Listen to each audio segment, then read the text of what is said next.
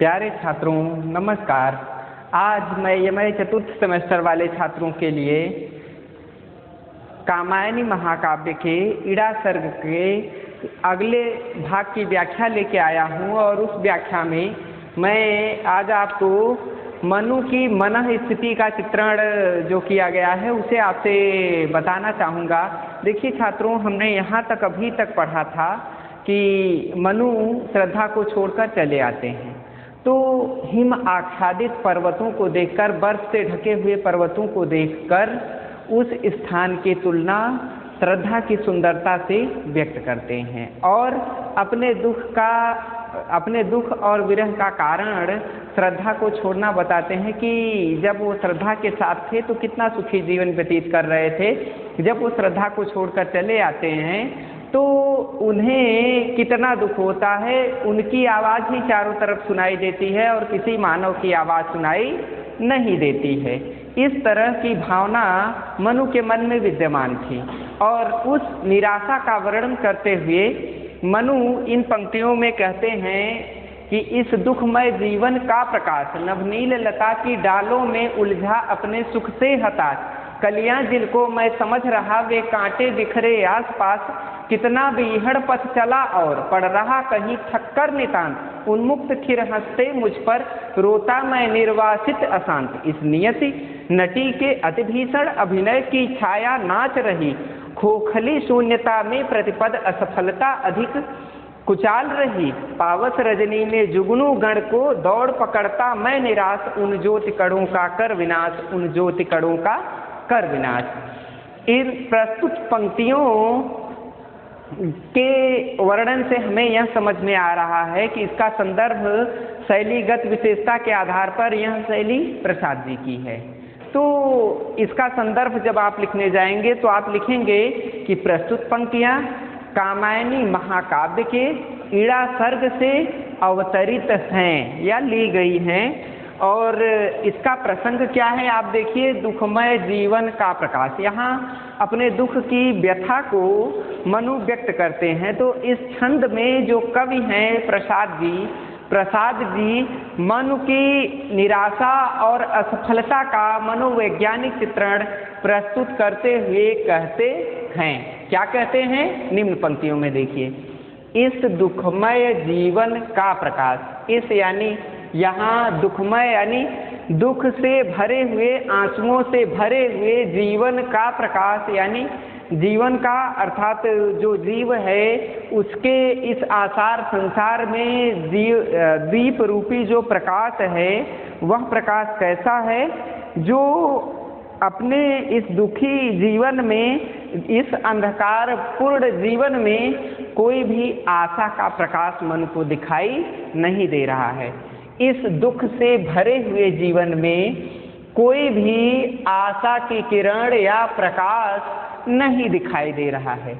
नभ नील लता की डालों में, नभ यानी आकाश, नील यानी नीला, लता यानी आकाश रूपी लता की डालों में, डालियों में उलझा अपने सुख से हताश। जो आकाश, नीले आकाश रूपी डालों में उलझकर अपने सुख से हताश हो चुका था। अर्थात मनु अपनी निराशा को व्यक्त करते हुए कहते हैं कि मैं अत्यंत मेरे इस जीवन में कहीं भी सुख की कोई भी किरण नहीं दिखाई दे रही है और मैं इस नीले आकाश रूपी डालों में उलझकर अपने सुख से परेशान होकर रह गया हूँ। अर्थात अब मेरे जो सुख के दिन थे अब वो आगे चले गए हैं, अर्थात मैं उनको पार करके कठिनाई से आगे निकल आया हूँ। फिर आगे भी कहते हैं, कलियां जिनको मैं समझ रहा वे कांटे बिखरे आसपास, अर्थात वे सुख रूपी श्रद्धा को छोड़कर चले आए थे और श्रद्धा को छोड़ने का कारण मनु कहते थे कि वैराग्य ही सबसे ईश्वर प्राप्ति का सर्वश्रेष्ठ माध्यम है। लेकिन उन्हें क्या प्रतीत होता है, वे समझते हैं कि वैराग्य सर्वश्रेष्ठ है, अर्थात फूल नहीं महत्वपूर्ण है, फूलों की कलियां महत्वपूर्ण है। तो वो कहते हैं कलियां जिनको मैं समझ रहा, अर्थात जिनको वे कलियां समझ रहे थे वे कांटे बिखरे आसपास, अर्थात वे बिखरे हुए कांटे हैं, अर्थात वे कलियां बिल्कुल भी नहीं है, वे बिखरे हुए कांटे हैं जो चारों तरफ उनके जीवन में चुभ रहे हैं। जब वो श्रद्धा को छोड़कर चले आए हैं तो एक एक श्रद्धा की बातें उन्हें याद आ रही हैं और कांटों के समान उन्हें चुभ रही हैं। कितना बीहड़ पथ चला और पड़ रहा कहीं थक कर नितांत, कि देखते हैं कि जब वो श्रद्धा के साथ थे तो उनका जीवन अच्छे से चल रहा था, किंतु अब क्या हुआ है कि वे जो उनके जीवन के सुख थे वे घर से निकलकर जब बीहड़ पथ पर चले तो कहीं भी वे चलते हैं। बीहड़ यानी सकरा रास्ता, छोटा रास्ता, पथ यानी रास्ता पर चला यानी चलते हैं, पड़ रहा अर्थात पड़ता है, कहीं थक कर नितांत, कहीं भी वे थक कर हार कर अकेले में जब छोटे रास्तों पर चलकर बैठते हैं तो उन्मुक्त खिर हंसते मुझ पर रोता मैं निर्वासित अशांत। तब उन्हें ऐसा प्रतीत होता है कि नभ आकाश, जो नीला आकाश है, वह उन्हें देखकर उन्मुक्त अर्थात शांत जो है खिर खिलखिलाकर हंसता है। मनु को ये प्रतीत होता है कि जब वो थक कर कहीं बैठते हैं तो उन्हें ऐसा प्रतीत हो रहा है कि आकाश उन पर हंस रहा हो, खिलखिला करके हंस रहा हो, जोर जोर की हंसी हो कर रहा हो, और पर लेकिन होता क्या है कि रोता मैं निर्वासित अशांत। जब वो रो रहे होते हैं तो उन्हें ऐसा प्रतीत होता है कि आकाश उनकी स्थिति को देखकर हंस रहा हो। इस नियति नटी के अति भीषण अभिनय की छाया नाच रही, कि इस नियति अर्थात इस भाग्य पर नटी के अर्थात जो नाटक होता है तो नाटक में एक अभिनय करने वाला नाटककार होता है, नायक होता है और एक नायिका होती है, तो नायिका को नटी भी बोलते हैं। तो यहाँ कहते हैं कि अपने भाग्य रूपी नायिका से अति भीषण, मैं अत्यंत भीषण अभिनय की छाया नाच रही। ऐसा लगता है कि आकाश रूपी जो छाया थी वह मेरी इस दयनीय स्थिति को देखकर, बादल तो क्या करते हैं, बादल तो हंसी और हंसते हैं, खिलखिलाते हैं, लेकिन जो प्रकृति है वह नृत्य करती है। मनु की इस दशा को देखकर वह नाचती है। खोखली शून्यता में प्रतिपद असफलता अधिक कुचाल रही, कि कहते हैं कि खोखली शून्यता में, वो कहते हैं कि मेरे और इस निर्जन खोखले शांत प्रदेश में पग पग पर, इस निर्जन प्रदेश में पग पग पर असफलता अधिक कुचाल रही। उनकी असफलता ऐसा लगता है कि उछल कूद कर रही है, कुचाल अर्थात कुचालें चल रही है, विभिन्न तरह की चालें चल रही है कि ये मनु असफल हो जाएं। मनु को ऐसा प्रतीत होता है। आगे कहते हैं प्रसाद जी मनु के माध्यम से, पावस रजनी में जुगनू गढ़ को दौड़ पकड़ता मैं निराश। अब मनु जी कहते हैं कि मेरी स्थिति कैसी हो गई कि पावस रजनी में, पावस यानी बरसात की रात में, भादों की रात में जब बरसात हुई हो, उस रात में जुगनूगढ़ चारों तरफ दौड़ रहे हों, जुगनूगढ़ चारों तरफ टिमटिमाते रहते हैं ना, तो जुगनू का जो प्रकाश होता है तो पकड़ता मैं निराश। ऐसा लगता है कि अंधेरी रात में, बरसात की अंधेरी काली रात में जुगनुओं का प्रकाश जो दिखाई दे रहा है, मैं उसे दौड़ दौड़ कर पकड़ रहा हूँ, किंतु होता क्या हूँ, मैं निराश, अर्थात मैं निराशा को ही पाता हूँ। क्यों?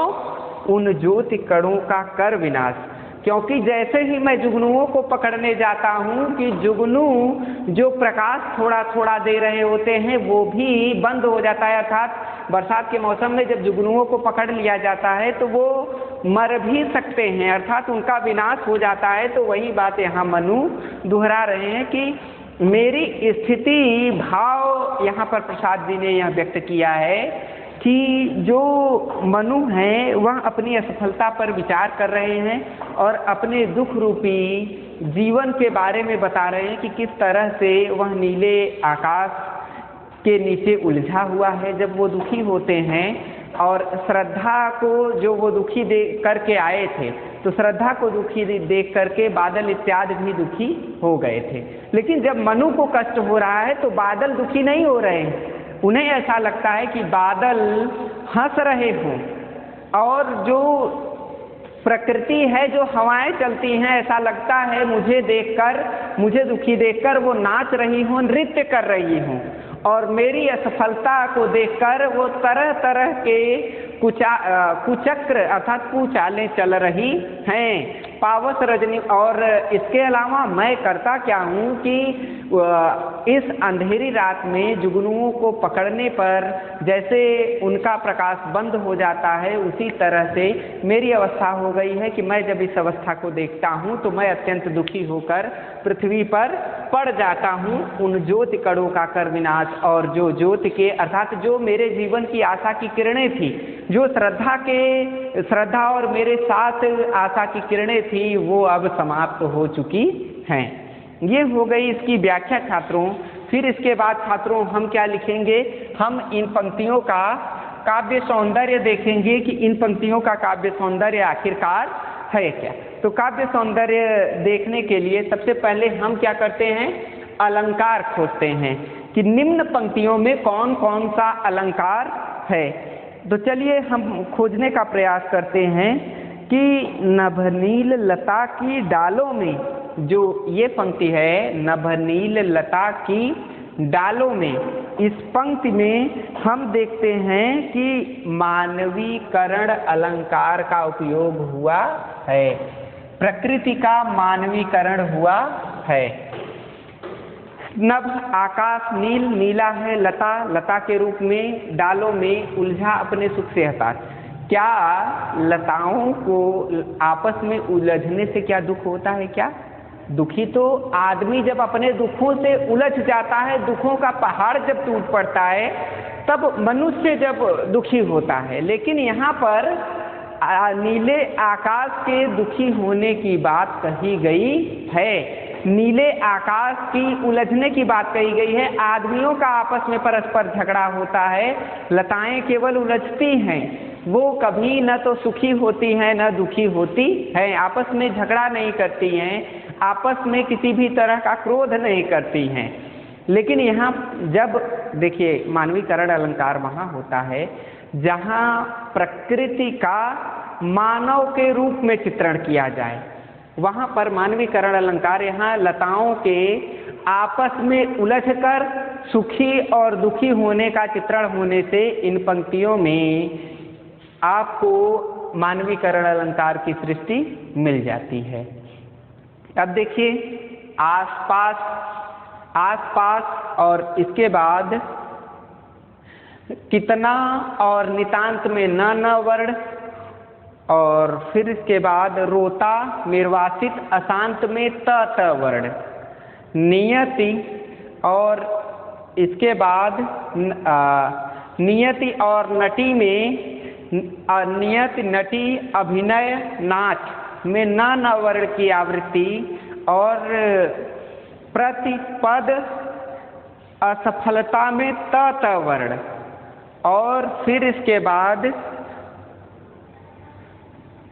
पावस और निराश में स वर्ण, और फिर इसके बाद कणों का कर में क वर्ण की आवृत्ति होने से अनुप्रास अलंकार है। अनुप्रास अलंकार वहाँ होता है जहाँ एक अक्षर की बार बार आवृत्ति हो, अर्थात एक शब्द एक लाइन में एक अक्षर एक से अधिक बार आ जाए, तो वहाँ पर अनुप्रास अलंकार होता है। अब इसकी शैली क्या है? संस्कृत निष्ठ ओज गुण युक्त शैली का प्रयोग यहाँ पर जयशंकर प्रसाद जी ने किया है। तो इस तरह से इस पंक्ति में जितनी बातें थी मैंने वो आपको बता दी। अगली पंक्ति है जीवन निशीथ के अंधकार। फिर इसके बाद छात्रों अगली पंक्ति है जीवन निशीथ के अंधकार। चलो, जीवन निशीथ के अंधकार, तू नील तुहिन जलनिधि बनकर फैला है कितना वार पार, कितनी चेतना की किरणें हैं डूब रही ये निर्विकार, कितना मादकतम निखिल भुवन भर रहा भूमिका में अभंग, तू मूर्तिमान हो छिप जाता प्रतिपल के परिवर्तन अनंग, ममता की क्षीण अरुण रेखा लिखती है तुझमें ज्योति कला, जैसे सुहागिनी की उर्मिल अलकों में कुमकुम चूर्ण भला, रे चिर निवास विश्राम प्राण के मोह जलद छाया उदार, माया रानी के केश भार, माया रानी के केश भार।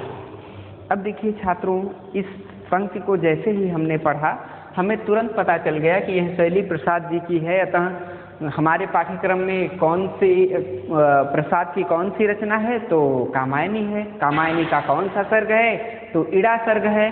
तुरंत हम बताएंगे, संदर्भ लिखेंगे कि प्रस्तुत पंक्तियां जयशंकर प्रसाद की कामायनी के इड़ा सर्ग से अवतरित हैं। अब फिर इसके बाद इन पंक्तियों का प्रसंग क्या है। हमने पंक्ति जैसे ही पढ़ा तुरंत शैली और प्रसंग हमें पता चल जाता है कि किस बात की अभिव्यंजना इन पंक्तियों में की गई है। तो देखिए, इन पंक्तियों में यह बताने का प्रयास जयशंकर प्रसाद जी ने किया है कि जो प्रवृत्ति है लोगों की, मनु जी घोर निराशा में डूब चुके हैं। मनु की निराशा को अंधकार की संज्ञा देकर निराशा और अंधकार में साम्य स्थापित करने का प्रयास प्रसाद जी ने इन पंक्तियों में किया है कि आखिर कैसे ये पंक्तियां मनु को निराश कर रही हैं, मनु कितने अधिक हताश और निराश हो गए हैं। ऊपर की पंक्तियों में हमने यह देखा था कि मनु ये सोचते हैं कि आज तक मैं किसी को सुख नहीं दे पाया हूँ, और इन पंक्तियों में वो अपनी अगली भावना व्यक्त करते हुए वो कहते हैं कि जीवन निशीथ, जीवन यानी यह जो जीवन हमें मिला है वह कैसा है, निशीथ यानी निशीथ अर्थात एकदम अकेला के अंधकार। यह हमारे अकेलेपन का अर्धरात्रि के समान निराशापूर्ण है। निशीथ यानी आधी रात के समान है कि जो जीवन का जो आधा भाग होता है, जब जीवन का आधा भाग बीत जाता है या रात्रि का आधा भाग जो होता है उसे निशीथ कहा जाता है। तो वो कहते हैं यह जीवन रात्रि के अंधकार के बराबर है, आधी रात के अंधकार के बराबर है। तू नील तुहिन जलनिधि बनकर फैला है कितना वार पार।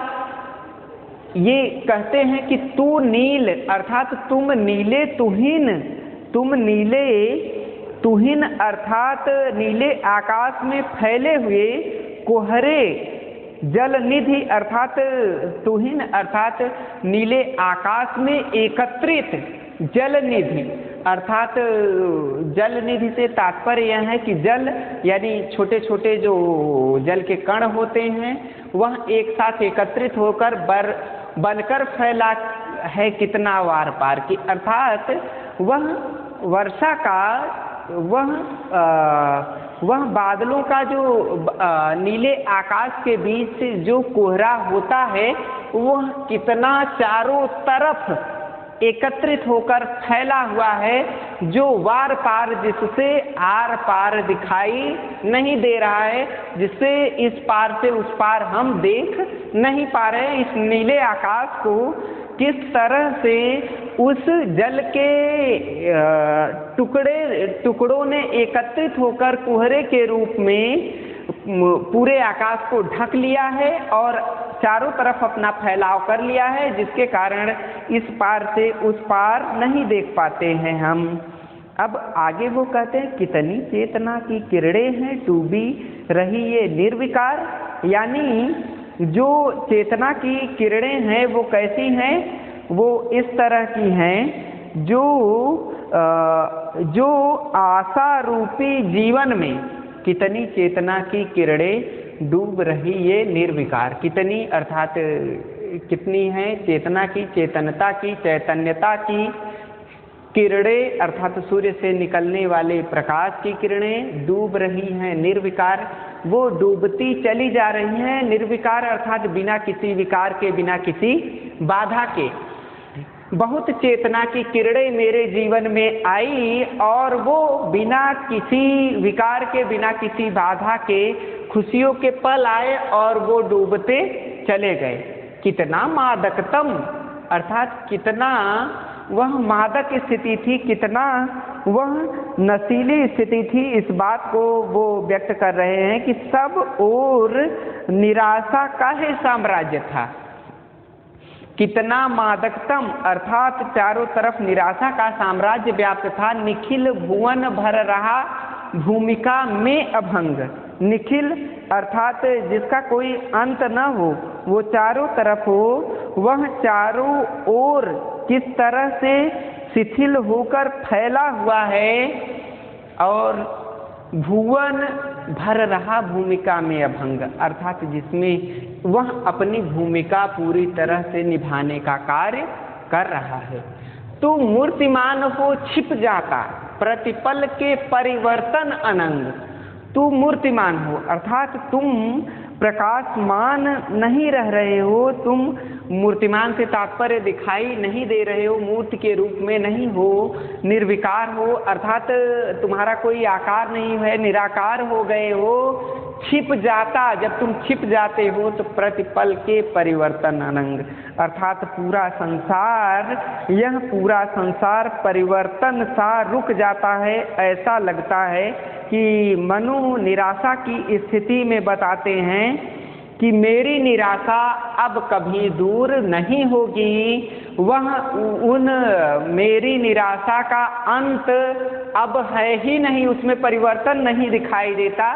कैसा परिवर्तन नहीं दिखाता? जैसे आधी रात के बाद अंधेरा चारों तरफ इतना अधिक फैल जाता है कि ऐसा लगता है कि इस अंधेरे का अंत कभी होने वाला नहीं है। उसी तरह से मेरी निराशा का भी विस्तार हो चुका है और मुझे कहीं भी इस संसार में इस निराशा का अंत होता दिखाई नहीं दे रहा है। अगली पंक्ति में कहते हैं ममता की क्षीण अरुण रेखा लिखती है। ममता की अर्थात भावमयी, क्षीण अर्थात जो पूरी तरह से नष्ट हो चुकी हो, अरुण रेखा सूर्य की रेखा दिखाई जो देती है, लिखती है, कहती है तुझमें ज्योति कला अर्थात ज्योति अर्थात वह प्रकाश भरती सी दिखाई देती है। अर्थात मनु आगे कहते हैं कि निराशापूर्ण व्यथित हृदय को अनुराग की पतली सी रेखा भी वैसी ही सुहावनी लगती है जैसी सौभाग्यशाली, जैसी कैसी सुहावनी लगती है।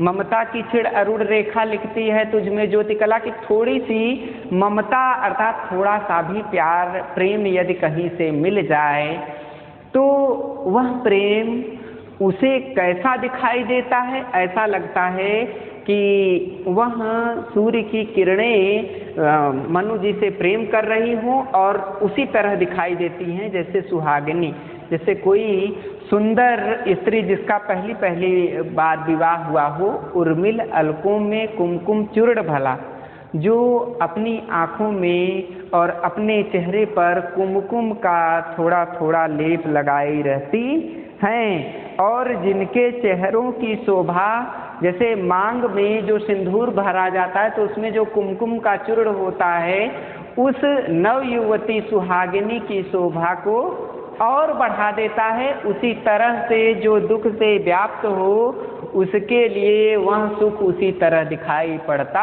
है। रे चिर निवास विश्राम प्राण के मोह जलद छाया उदार, कहते हैं कि रे चिर निवास अर्थात जिस तरह से रात्रि का घोर अंधकार प्राणियों को विश्राम देता है।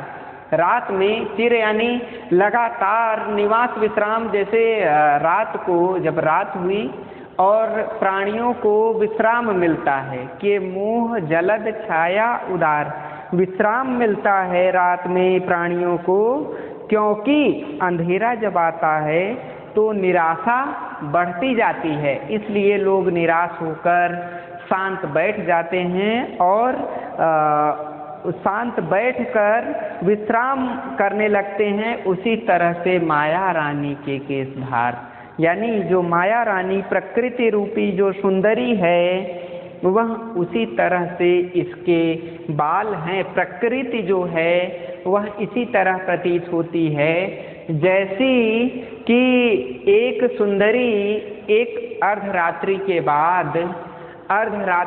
बाद अंधेरा छा जाने से प्राणी निराश होकर विश्राम करने लगते हैं, वहीं माया रानी अर्थात वहीं प्रकृति रूपी माया रानी का सर्वश्रेष्ठ प्रेम माना जाना चाहिए। भाव यह है इन पंक्तियों का। इन पंक्तियों में मनु यह बताना चाहते हैं कि जो जीवन है वह घोर निराशा से युक्त है और वह अर्धरात्रि के समान होता है।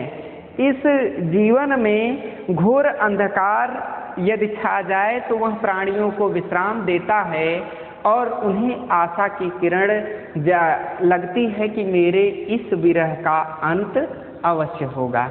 वो कहते हैं कि इस प्रकृति रूपी माया रानी के अनेक रूप हैं। यह प्रकृति अत्यंत ही श्रेष्ठ गुणों से युक्त है कि घोर अंधेरा भी जब सुख देने वाला बन जाता है तो मैं तो एक तुच्छ मनुष्य हूँ, अर्थात यहाँ पर मनु अपनी निराशा को अंधकार के माध्यम से व्यक्त करने का प्रयास कर रहे हैं।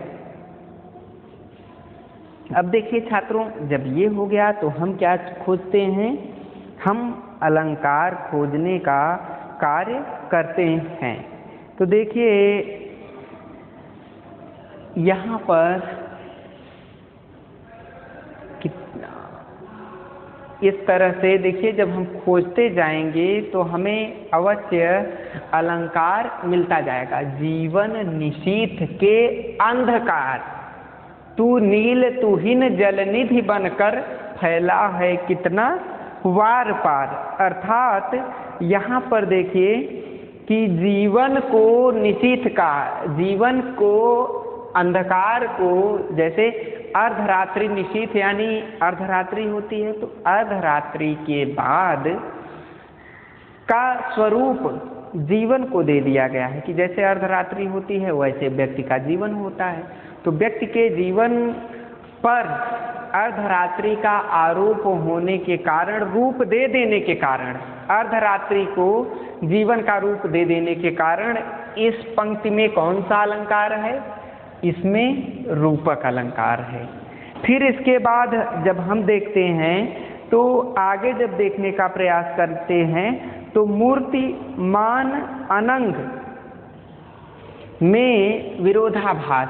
अब देखिए छात्रों कि तू मूर्तिमान हो छिप जाता प्रतिपल के परिवर्तन अनंग, कि तुम मूर्तिमान भी हो जाते हो और प्रतिपल परिवर्तन होकर अनंग भी हो। अब ये कि कोई साक्षात भी दिखाई देता है और साक्षात न भी दिखाई देता है, इस बात को व्यक्त करने के कारण इस पंक्ति में हमें विरोधाभास अलंकार मिलता है कि वह मूर्तिमान भी है और मूर्तिमान नहीं भी है, अनंग भी है, जिस कारण से बातों में परस्पर विरोध होने के कारण इस पंक्ति में विरोधाभास अलंकार की सृष्टि हुई है। इसके बाद सुहागिनी की उर्मिल अलकों में कुमकुम चूर्ण भला में उदाहरण अलंकार। जैसे देखिए, जैसे शब्द आया है कि नहीं आया है,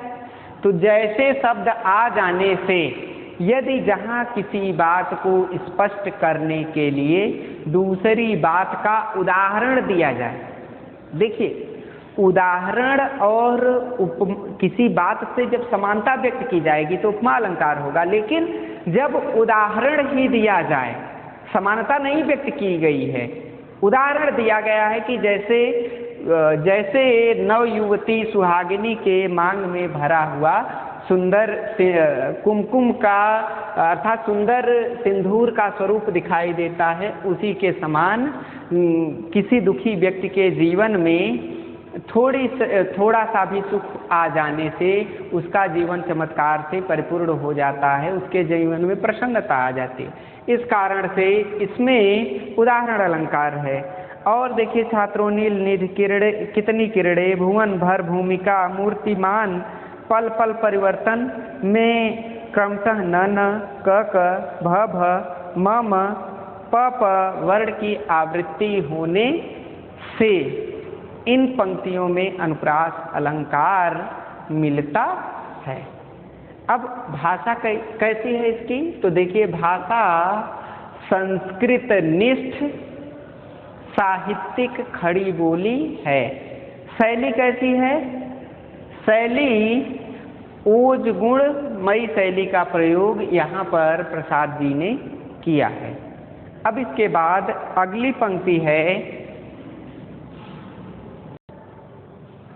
अगली पंक्ति है, जीवन निशीथ के अंधकार तू घूम रहा अभिलाषा के नवज्वलन धूमसा दुर्निवार, जिसमें अपूर्ण लालसा कसक चिनगारी सी उठती पुकार, यौवन मधुबन की कालिंदी बह रही चूम कर सब दिगंत, मनुष्य शिशु की क्रीड़ा नौकाएं बस दौड़ लगाती हैं अनंत, कुहकिन अपलक दृग के अंजन हंसती तुझ में सुंदर झलना, धूमिल रेखाओं से सजीव चंचल चित्रों की नव कलना, इस चिर प्रवाह श्यामल पथ में छाई पिक प्राणी की पुकार, बन नील प्रतिध्वनि नभ अपार, बन नील प्रतिध्वनि नभ अपार।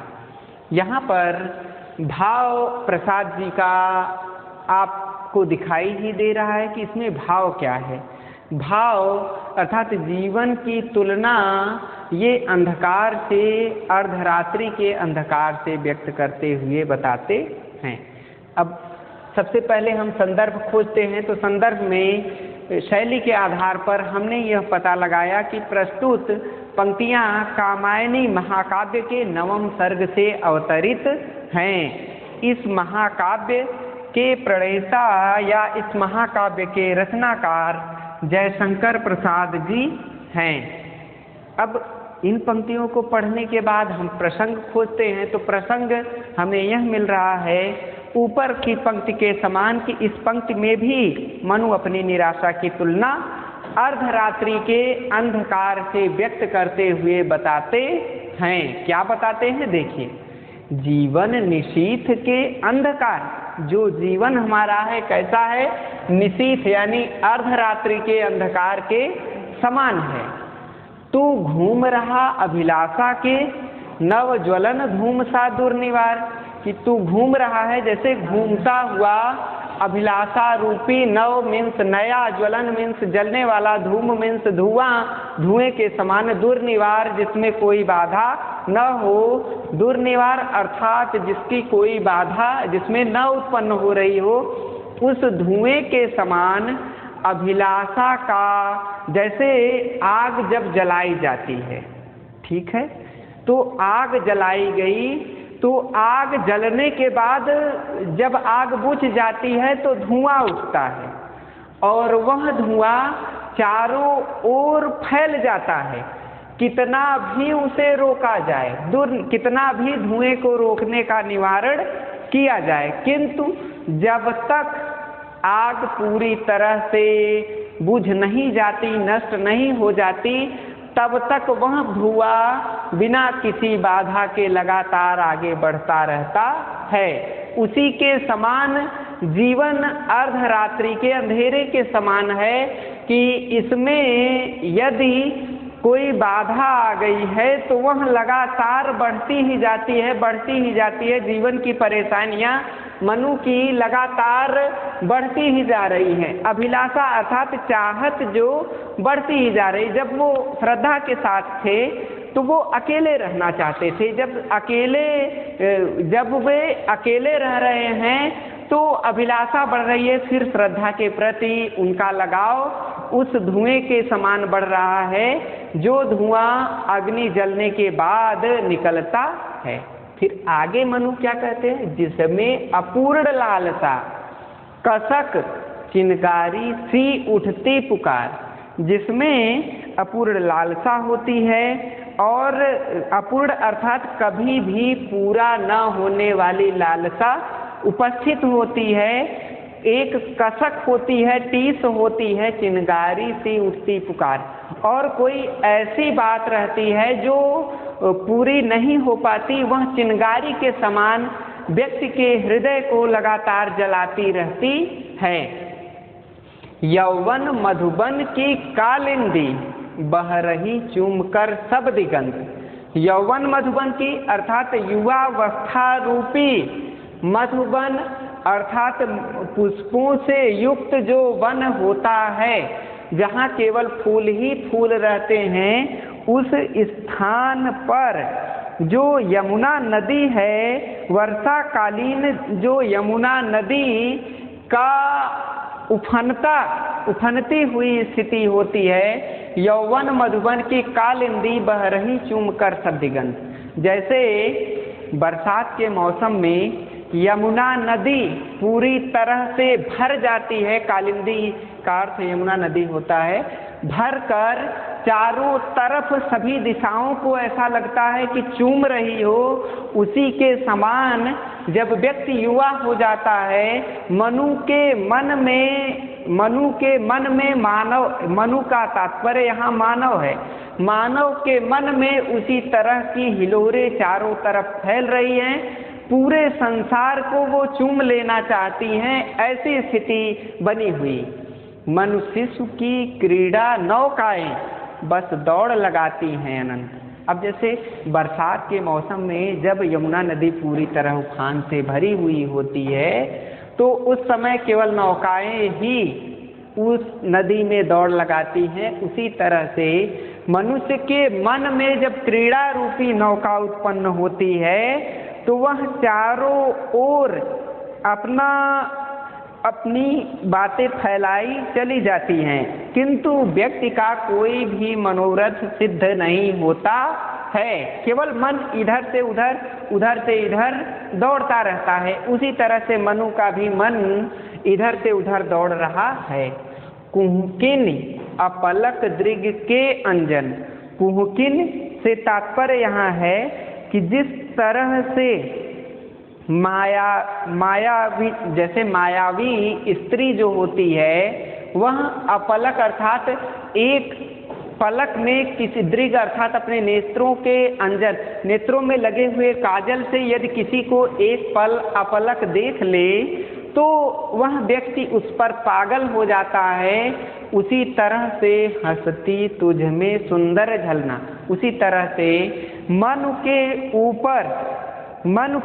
ऊपर जो प्रकृति है, अपने मन के जीवन को छलने की भावना मन को स्पष्ट रूप से दिखाई दे रही है कि मन के जीवन को वह छलने के लिए आगे बढ़ रही है। कुहकिन अपलक दृग के अंजन हंसती तुझमें सुंदर झलना, अर्थात यहाँ मनु कह रहे हैं जिस तरह से मायावी स्त्री अपने विस्फारित नेत्रों में लगे हुए काले अंजन यानी काजल को देखकर दूसरों के छलने की भावना रखती है, उसी प्रकार श्रद्धा के अंदर मुझे अपने जीवन को छलने की भावना स्पष्ट रूप से दिख रही थी। इस बात को यहाँ मनु व्यक्त करते हैं। आगे की पंक्ति है, धूमिल रेखाओं से सजी चंचल चित्रों की नव कलना। धूमिल रेखाओं से सजीव अर्थात धूमिल ऐसी रेखाएं जो धुंधली हो चुकी हों, धूल से भर चुकी हों, और वे सजीव होकर चंचल चित्रों की नवकलना अर्थात उनमें नवीन चित्र बन जाता है, नवीन चित्र भर जाता है। जैसे हवाएं चली तो हवाओं से एक नवीन चित्र चारों ओर बना हुआ दिखाई देता है। जैसे यहाँ पर प्रसाद जी की कल्पना आप समझिए कि यदि हमारे द्वार पर कोई विशिष्ट आकृति धूल द्वारा बना दी जाती है जब आंधी चलती है, तो वह जो आकृति होती है वह प्रकृति के एक नवीन उपादान के रूप में चित्रित होती है। इस चिर प्रवाह श्यामल पथ में छाई पिक प्राणी की पुकार। आगे प्रसाद जी कहते हैं कि इस चिर प्रवाह में, अर्थात जैसे नदी जब उफान पर चल रही होती है तो हरी भरी लताओं से आच्छादित, हरी भरी लताओं से भरे हुए इस चिर प्रवाह श्यामल पथ में छाई पिक प्राणी की पुकार, अर्थात जो हरी हरी लताएं होती हैं वे कोयल चिर प्रवाह श्यामल पथ में छाई पिक प्राणी की पुकार, जैसे हरी भरी लताओं के बीच में, हरे भरे वृक्षों के बीच में बरसात के मौसम में कोयल जब वृक्षों के ऊपर से बोलती है तो वह जो बात होती है वह अत्यंत ही मनमोहक प्रतीत होती है। उसी तरह से बहुत दिनों तक परदेश में रहने वाले विरही को मार्ग में लौटते हुए जब वह कोयल की ध्वनि सुनाई देती है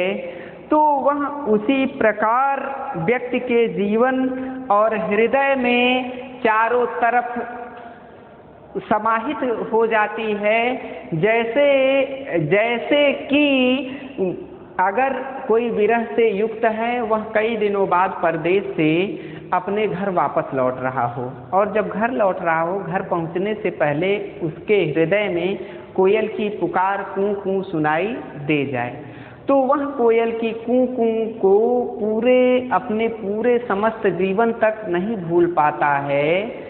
वह उसी के समान मेरे जीवन में भी श्रद्धा रूपी कोयल की समस्त बातें समाहित हो चुकी हैं, और श्रद्धा की बातें मुझे प्रतिध्वनि के रूप में, अर्थात जो बातें श्रद्धा ने मेरे पूर्व के जीवन में कही थी वो बातें मुझे प्रतिध्वनि के रूप में आज भी मुझे गूंजती हुई सुनाई पड़ रही हैं। भाव यह है कि मनु अपने निराशा को अंधकार, रात्रि के अंधकार से तुलना करते हुए तरह तरह के उदाहरण देते हैं। कभी वह धूल भरी आंधी को अपने विरह से जोड़ते हैं, कभी रात्रि में उत्पन्न हुए धुएं का चित्रण करते हैं कि जब धुआं रात को जलता है तो उसे कितना भी रोका जाए लेकिन वह चारों तरफ फैलता ही रहता है, उस बात को। और कभी प्रकृति और कभी नदी के बरसात के मौसम में उफान लेकर बहने की बात व्यक्त करते हैं, और कभी कोयल की कूक की तुलना अपने विरह से व्यक्त करते हैं। अब हम इन पंक्तियों की जब व्याख्या लिख चुके तो अब हमें इन पंक्तियों का काव्य सौंदर्य लिखना चाहिए। तो काव्य सौंदर्य क्या है इन पंक्तियों का, अब मैं वो आपसे बताऊंगा। तो देखिए छात्रों, काव्य सौंदर्य में सर्वप्रथम हम अलंकार खोजते हैं कि अलंकार उक्त पंक्ति में कौन सा है। तो सबसे पहले देखिए, नील नभ जीवन निशीथ, नील नभ जीवन निशीथ में कौन सा अलंकार है? इसमें रूपक अलंकार है। रूपक कैसे अलंकार है अब मैं वो बताऊंगा, क्योंकि जो नीला नभ, जो नीला आकाश है उसे किसका रूप दे दिया गया है? नीले आकाश को प्राणों का रूप दे दिया गया है, जिस कारण से इसमें आप देखेंगे तो रूपक अलंकार की सृष्टि हुई है। रूपक अलंकार जहाँ एक रूप को दूसरे, अब अलंकार बताओ इधर 2 मिनट वाला बात मत कर, जैसे लेकर। फिर इसके बाद छात्रों जब हम देखते हैं तो हमें इसमें रूपक अलंकार स्पष्ट रूप से दृष्टिगोचर होता है। फिर इसके बाद हम देखते हैं अपूर्ण लालसा कसक चिनगारी सी, अपूर्ण लालसा कसक चिनगारी सी में कौन सा अलंकार आपको मिलता है? तो इसमें मैंने आपको बताया था कि जहाँ सा, सी, समता, समानता भरे भावों को व्यक्त किया जाए उस स्थान पर हम उपमा अलंकार मानते हैं। फिर इसके बाद इस पंक्ति में एक और जो विशेष बात है, इसकी भाषा के संदर्भ में हम देखते हैं कि इसकी भाषा सरल, सहज, प्रवाहमयी खड़ी बोली है। नवज्वलन धूम सा, साथ ही समता समानता यहाँ भी आया तो उपमा अलंकार। अब अगर हम अनुप्रास अलंकार खोजना चाहें तो देखिए, कालिंदी कर चंचल चित्रों प्रवास पथ में क्रमशः क क च और प प वर्ण की आवृत्ति होने के कारण अनुप्रास अलंकार है। भाषा इसकी सरल सहज प्रवाहमयी खड़ी बोली है। अब इसमें देखिए, इसमें दुरूह पदावली का उपयोग करने के कारण प्रसाद गुण युक्त शैली का प्रयोग नहीं किया गया है। इसमें केवल संदर्भात्मक शैली हम पाते हैं। तो छात्रों, इसके आगे का पद्य है, अगली पंक्ति है, यूं सोच रहे मन पड़े श्रांत, श्रद्धा का सुख साधन निवास, जब छोड़ चले आए प्रशांत। आगे कहते हैं पथ पथ में भटक अटकते वे आए वे इस उजड़ नगर प्रांत, बहती सरस्वती वेग भरी, निस्तब्ध हो रही निशा श्याम, नक्षत्र निरखते निर्निमेष, वसुधा की वह गति विकल वाम, कृतघ्नि का वह जना किरण उपकुला, आज कितना सोना, देवेश इंद्र की विजय कथा की स्मृति देती थी दुख दूना, वह पावस सारस्वत प्रदेश, दुःस्वप्न देखता पड़ा क्लांत, फैला था चारों ओर ध्वांत, फैला था चारों ओर ध्वांत। यहाँ पर इन पंक्तियों को पढ़ने के बाद हमें यह पता चलता है कि उक्त पंक्तियाँ संदर्भ के रूप में आपको लिखना है कि उक्त पंक्तियाँ जयशंकर प्रसाद द्वारा रचित कामायनी महाकाव्य के इड़ा सर्ग से उद्धृत हैं या कामायनी महाकाव्य के इड़ा सर्ग से ली गई हैं। प्रसंग इनका क्या है? प्रसंग जब हम देखते हैं निम्न पंक्तियों को, जब मैंने पढ़ा तो मुझे यह पता चला कि इस पंक्ति में मनु जो हैं वो सारस्वत प्रदेश अर्थात जो उनका ग्राम था, जब वो अपने गांव में जाते हैं तो उस गांव में वो देखते हैं अपने गांव में कि यह जो सारस्वत प्रांत था वह बहुत ही सुंदर था और वह मनु के मन में उस गांव को देखने पर अतीत की स्मृतियां जागृत हो गई। स्मृतियों के जागृत होने के बाद उस उजड़े स्वरूप को देखकर समृद्ध सारस्वत प्रदेश के निकट सरस्वती नदी का सूना तट उनकी व्यथा को और बढ़ा रहा था, उनके दुख को और बढ़ा रहा था। इस बात को व्यक्त करते हुए मनु कहते हैं, यूं सोच रहे मन पड़े श्रांत, कि मनु जी सोच रहे हैं कि यूं सोच रहे हैं मनु जी पड़े श्रांत अर्थात विश्राम की अवस्था में थके हुए मनु एक स्थान पर रुक कर यूं सोच रहे हैं कि श्रद्धा का सुख साधन निवास, यह जो मेरा निवास स्थान है वह श्रद्धा के साधन संपन्न शांतिपूर्ण निवास को त्याग कर मार्गों में, जो श्रद्धा जहाँ थी, क्योंकि हिमालय पर्वत पर श्रद्धा और मनु का मिलन हुआ था, तो श्रद्धा और मनु का मिलन जहाँ हुआ था उस घर को सुख साधन से संपन्न निवास स्थान को जब वो छोड़कर चले आए, प्रशांत अर्थात नदियों को और सभी प्रशांत अर्थात शांत प्रदेशों को, जंगलों को पार करते हुए वे पथ पथ में विभिन्न तरह के मार्ग में भटकते अटकते हुए वे आगे बढ़ते हुए एक उजड़े प्रदेश में पहुँचे। उजड़े प्रदेश, उजड़ नगर अर्थात उजड़े हुए एक शहर में, प्रांत में वे पहुँचे।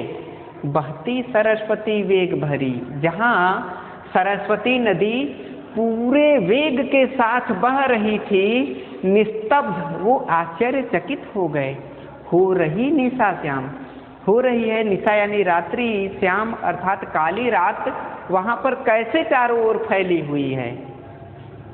नक्षत्र निरखते निर्निमेष, नक्षत्र यानी तारे, निरखते यानी दिखाई दे रहे हैं, निर्निमेष अर्थात लगातार अपने प्रकाश से उस स्थान को, उस उजड़े हुए नगर में अपने टिमटिमाते हुए प्रकाश को डाल रहे हैं। वसुधा की वह गति विकलवान, और पृथ्वी की गति वहाँ पर रुकी हुई अत्यंत ही व्याकुल दिखाई दे रही है, अत्यंत ही व्याकुल रूप से पृथ्वी की गति चल रही है। वृत्तग्नि का वह जना किरण उपकुला आज कितना सूना। आगे मनु जी कहते हैं कि वृत्तग्नि की अर्थात वह अपलक बिना विघ्नों से युक्त होने वाली जो उपकुला अर्थात जो नगर था, सारस्वत जो प्रदेश था, उस प्रदेश में वृत्तग्नि से तात्पर्य है, वृत्तग्नि वह जना किरण अर्थात जहाँ लोगों की भरमार हुआ करती थी। उपकुला आज कितना सुना, जहाँ जिस सारस्वत नगर में लोगों की चहल पहल हुआ करती थी, बहुत सारे लोग यहाँ आते थे, सरस्वती नदी के उफान को देखते थे, सरस्वती नदी में स्नान करते थे। उस नदी का स्वरूप, उस नदी का किनारा आज कितना सुना सुना है, अर्थात आज वहाँ कोई नहीं है और वह पूरी तरह से उजड़ गई है। देवेश इंद्र की विजय कथा, और उसे देखकर सारस्वत नदी प्रदेश की इस दुर्दशा को देखकर उन्हें देवेश अर्थात देवताओं के राजा इंद्र की विजय कथा, इंद्र के विजय की कथा याद आ जाती है कि इंद्र ने इसी स्थान पर वृत्तासुर को मौत के घाट उतारा था कि स्मृति देती थी दुख दूना, कि जब वो याद करते थे कि इसी सारस्वत प्रदेश में देवराज देवताओं के राजा इंद्र ने असुरों के सबसे महाबली वृत्तासुर को इसी स्थान पर मार गिराया था, वह नगर, वह सारस्वत प्रदेश आज इस दुर्दशा को प्राप्त हुआ है। वह उनका दुख और बढ़ा दे रहा था। जब उन्हें देवराज इंद्र की कथा आई, वह पावन सारस्वत प्रदेश दुःस्वप्न देखता पड़ा क्लांत, कि वह पावन, वह पवित्र जो सारस्वत प्रदेश था, उसका वह दुःस्वप्न, दुख से भरा हुआ स्वप्न देखकर पड़ा क्लांत, अर्थात अत्यंत ही व्याकुल होकर वे पड़ जाते हैं। अत्यंत ही व्याकुल होकर वे एक स्थान पर अत्यंत ही ध्वस्त, अत्यंत ही शांत होकर बैठ जाते हैं। फैला था चारों ओर ध्वंस, और चारों सारस्वत प्रदेश में चारों ओर मनु को ऐसा दिख रहा है कि ध्वंस ही ध्वंस, अर्थात विध्वंस ही विध्वंस प्रकृति ने किया है।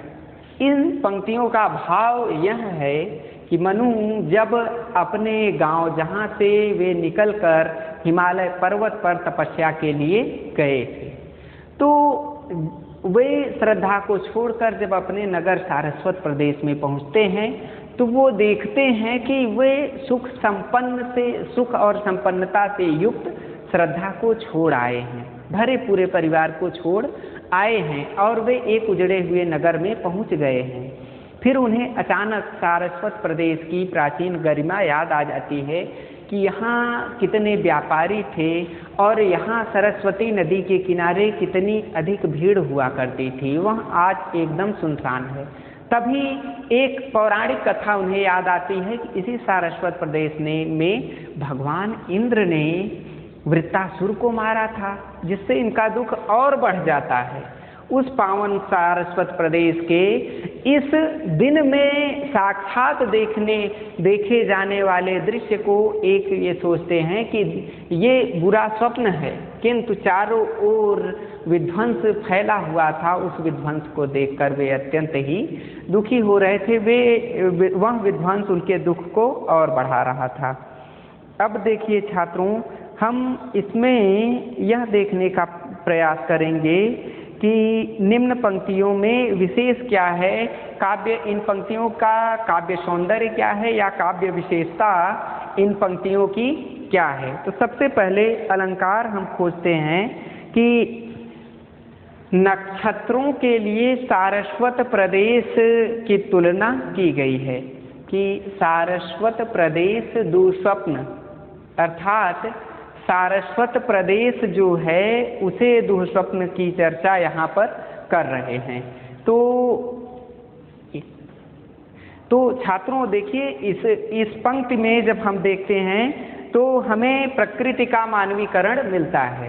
इस तरह से आज के वीडियो में इतना ही। अगले वीडियो में मिलेंगे तो अगली बात पर चर्चा करेंगे। तब तक के लिए धन्यवाद।